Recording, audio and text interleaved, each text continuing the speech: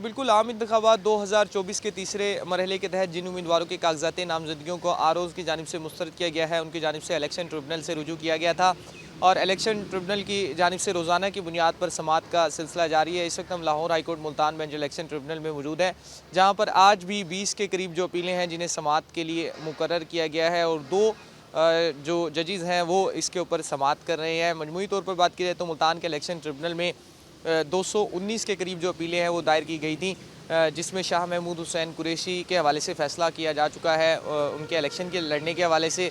और इसके अलावा जमशेद दस्ती और दीगर जो बड़े सियासी रहनुमा थे जिनके कागजात नामजदगी आरओज़ की जानिब से मुस्तरद किए गए थे, उनको जो हवाले से फैसले हो चुके हैं।